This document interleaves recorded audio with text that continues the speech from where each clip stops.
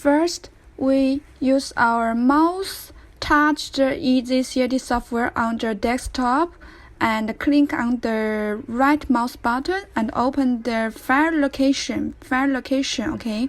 Find the LAN folder, LANG, the folder named LAN. Okay, open it and copy the Russian language into this LAN folder.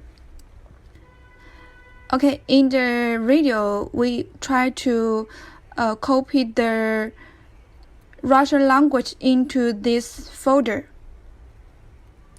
Then we close this and open our software EasyCAD again.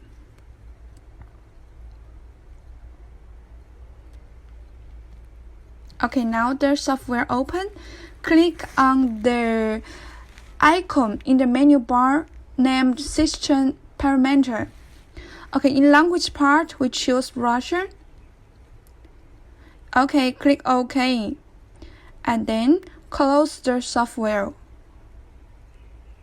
Then we open the EasyCAD software again.